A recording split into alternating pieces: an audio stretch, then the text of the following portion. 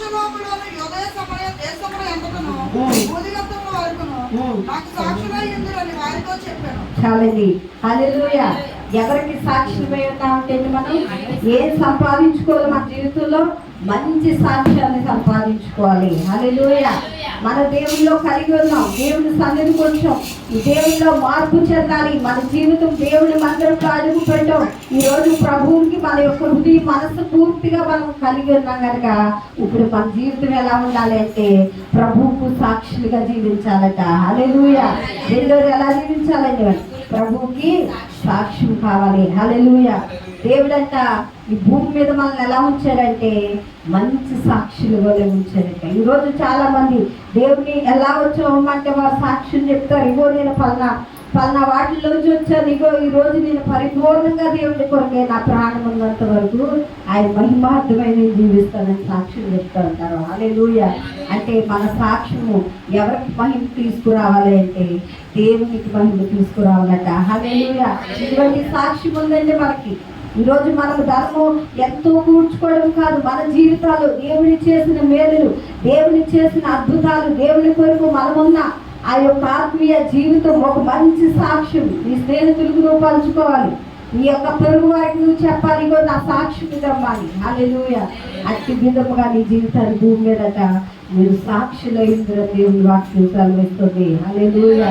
ఈరోజు మరి నిజంగా యోబును అంటూ ఉన్నాడు దేవుడు ఏమంటే, యోబు అంటే నీతిపరుడు భూమి మీద ఒక్కడను లేదు. ఎవరో చెప్తా ఉన్నారండి, దేవుడు సాక్ష్యం చెప్తాడండి. ఎవరి కోసం అంటే ఒక మానవుని కొరకు. హల్లెలూయా. ఎంత గొప్ప త్యాగమో చూడండి. అతని జీవితం ఎంత దేవుని సంపాదించుకున్న వ్యక్తిగా మనం చూస్తా ఉన్నాం. హల్లెలూయా. ఈరోజు మనందరూ కూడా ఏముండాలంటే మంచి సాక్ష్యం కలిగి ఉండాలట. హల్లెలూయా. 3 వచ్చాడు అపోస్తుల కార్యాలు 8వ అధ్యాయం 20వ వచనం కూడా మనం చదివినట్లయితే అపోస్తుల కార్యాలు 8వ అధ్యాయం ద్రవ్యం ఇచ్చి దేవుని వరము సంపాదించుకుందా నీ వెండి నీతో కూడా నశించును గాక. నీ హృదయము దేవుని యొక్క సరైనది కాదు కనుక ఈ కార్యమందు నీకు పాలు పంపులు లేవు. కాబట్టి నీ చెడుతనం మానుకొని మారు మనసు నొంది ప్రభువును వేడుకొనుము. ఒకవేళ నీ హృదయాలోచన క్షమింపబడవచ్చును. నీవు ఘోర దుష్టత్వములోను దుర్గతి బంధకములోను ఉన్నట్టు నాకు కనబడుదని చెప్పాను. చాలండి. హల్లెలూయా. గారడీ సీమోను ఏం కోరుకుంటా ఉన్నాడంటే మరి నిజంగా దేవుని యొక్క శిష్యులు ఎన్నో అద్భుతాలు ఆశ్చర్య కార్యాలు ప్రజల పట్ల జరిగిస్తూ ఉంటే అక్కడికి వెళ్ళి తనతో అంటున్నారని ఏమని కొంటారు, మరి ద్రవ్యాలు ఇస్తాను, కొంచెం ధనాన్ని ఇస్తాను, మరి అవన్నీ కూడా ఇస్తాను, నాకు ఆ వరం కావాలని అడుగుతా ఉన్నారండి. ఈ వరం ఏంటి అంటే పరిశుద్ధాత్మ అనే వరం అండి. హల్లెలూయా. అక్కడ అంటూ ఉన్నాడు, ఇది డబ్బులు పెడితే వచ్చే వరము ఏ మాత్రము కాదు. హల్లెలూయా. వెంటితో సంపాదించుకునే వరము కాదు. ఇది ఎక్కడి నుండి వచ్చిందంటే పరలోకము నుండి దేవుని యొక్క అనుగ్రహంతో వచ్చింది కనుక ఇది మనుషులు ధనాంతో కొనేది కాదు. కానీ ఒకవేళ ఎప్పుడైనా నువ్వు మారుమందు పొంది దేవుడు ఒకవేళ క్షమాపణ కలగజేస్తాడు. నీ హృదయం ఆయన తట్టు నువ్వు తిరుగని అక్కడ గారడీ సీమోను చెప్తా ఉన్నాడండి. హల్లెలూయా. దేని కొరకు ప్రయాసపడ్డాడంటే లోక సంబంధమైన విందు కొరకు ప్రయాసపడ్డాడు. హల్లెలూయా. లోక సంబంధమైన ధనము కొరకు ప్రయాసపడ్డాడు. కానీ ప్రయాసం అంతా కూడా నశించుకోనని దానిగా మన భక్తుడు చెప్తా ఉన్నాడు. హల్లెలూయా. ఈరోజు మన జీవితాలను కూడా దేని కొరకు పరిగెడుతున్నాం. ఈరోజు ఉదయం లభిస్తున్నాం, సాయంత్రం వరకు కూడా ఎన్నెన్నో మన కుటుంబాల కొరకు ఎన్నాటి కొరకు మనం ఇబ్బందులు పడుతూ ఉంటాం. కానీ మనం దేవుడు ప్రతి దినము చూస్తున్నాడు. హల్లెలూయా. ప్రతి దినము కూడా ఆయన మనల్ని ఏం చేస్తా ఉన్నాడు, చూస్తూ ఉన్నాడు. ఈరోజు అంటే గారడీ సీమోను ఏం పొందుకోలేదంటే పాలు పొందులు అంటే పరిశుద్ధాత్మలానికి సహవాసం అనేదే లేకుండా పోయాడు.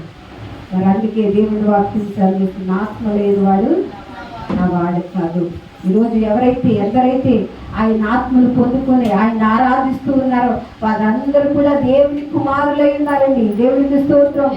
ఎవరైతే దేవుని ఆత్మ లేదో వారు దేవుని పిల్లలుగా కూడా పిలువబడతలేదు. ఎందుకంటే వారెవరో కూడా దేవునికి తెలియదు. ఒకరోజు అంటాడు, మీరెవరో నాకు తెలియదు. ఎందుకంటే దేవుని పరిశుద్ధాత్మ పొందకుండా వ్యక్తి ఏం సంపాదించుకున్నాడంటే లోకధనాన్ని సంపాదించుకున్నాడు. హల్లెలూయా. సంఖ్యాకాండం 22వ అధ్యాయము 7వ వచనాన్ని కూడా చదవండి. 22వ అధ్యాయము 7వ వచనం చదవండి.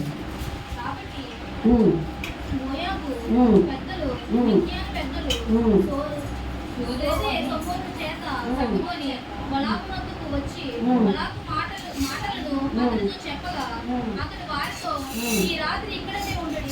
యెహోవా నాకు సెలవిచ్చిన మాటలు నేను తిరిగి వచ్చి మీతో చెప్పేదనని. అప్పుడు మోయాబు అధికారులు బిలాము వద్దకు వచ్చేసిరి. దేవుడు బిలాము వద్దకు వచ్చి ఈ యొద్దనున్న ఈ మనుషులను ఎవరిని అడగగా బిలాము దేవునితో ఇట్లా నేను సిపోరు కుమారుడైన బలాకును మోయాబు రాజు చింతకించుము ఒక జనము ఐగుప్తు నుండి బయలుదేరి వచ్చాను. వారు భూతములను కప్పుకొచ్చున్నారు. ఇప్పుడే వచ్చి నా నిమిత్తము వాటిని తప్పింపుము. చాలండి. హల్లెలూయా. బిలాము అక్కడ ఎవరి కొరకు చెప్పించమంటున్నారంటే మరి ఒక శత్రు ఒక సమూహంగా వచ్చి దేవునికి విరోధంగా చెప్పించబడమంటున్నారండి. మరి దేవునికి విరోధమైన కార్యం అక్కడ. హల్లెలూయా. అందుకే బిలాముకి కూడా కొన్నిసార్లు దేవుడు బుద్ధి చెప్పాడు. ఎవరికి నోరించండి, గాడికి నోరించి అని చెప్పాడు. బిలాముతో మాట్లాడి బుద్ధి చెప్పాడు. ఎందుకంటే దేవునికి విరోధంగా నువ్వు మాట్లాడుతున్నావు, నువ్వు సరి చేయబడాలని ఆ యొక్క గాడిద ద్వారా కూడా బుద్ధి చెప్పడం జరిగింది. హల్లెలూయా. ఈరోజు నిజమే అతను కూడా దేని కొరకంటే దేవుని మాట కాదనంట అనేకమైన ఈ లోకమైన ప్రజలకు దేవునికి విరోధమైన కార్యాలు అక్కడ చేయడానికి అతను కూడా విరోధంగా మార్చబడ్డాడంట. దేవుడికి స్తోత్రం. ఈరోజు దేవుడు చేస్తే మన జీవితాలు ఎందుకు కూడా పనికిరావాలి. ఈరోజు నిజమే దేవుని సంపాదించుకోవాలి మన జీవితాలు. ఇందాక ఒక సహోదరి ఫోన్ చేస్తుంది. ఆమె చెప్తుంది ఏమని తెలిసిన, తనకి ఎంతో వేదనకరమైన కీళ్ళవాతం అంటుంది తన శరీరంలో. తను ఎంతగా అంటే తన దుమ్ములకి అతుక్కుపోయిందంటే తన శరీరం అంతా కూడా ఎంత అంటే ఎండిపోయి మంచానికి శాశ్వతం అయిపోయిందండి. అది ఇందాక ఫోన్ చేసి ఏడుస్తా ఉంటుంది, అమ్మ నేను కన్యకగానే ఉండిపోయింది, నేను వివాహం కూడా చేసుకోలేదు, నేను దేవుని కొరకు నేను ఉండిపోయాను. ఎంతో దేవుడు అంటే నాకు ఇష్టమే, కానీ ఎందుకమ్మా నాకు ఎంత పరీక్ష, నాకు చనిపోయేలా ప్రార్థన చేయాలండి. ఏం కోరుకుంటుందండి? ఎంత భయంకరమైన పరిస్థితిలో చూడండి. ఎవరైనా స్వస్థత కొరకు ఈ లోకంలో, కానీ ఆమె ఏం కోరుకుందని తెలుసండి, అమ్మ నేను చివరి దాకా నమ్మకంగా జీవించాను, నా ప్రభు కొరకు నీతిమంతులకే కదా శ్రమ, ఈ చివరినైనా ఈ భూమి మీద అనుభవించినప్పటికైనా దేవుని రాజ్యంలో నేను ఉండాలన్న ఆశ అమ్మ. నా తీర్మానం అదే. ఎవరి దశలోంచి ఆమెంటే వివాహం చేసుకోకుండా ఉండిపోయిందంటే అంతా ఇదిగా తీర్మానం చేస్తుంది. కానీ ఈరోజు పరీక్షించబడుతుంది. కానీ నాకు విశ్వాసం ఆ మంచం మీద తన శరీరం అంతా కూడా దుమ్ములకు అంటుకుపోయినప్పుడు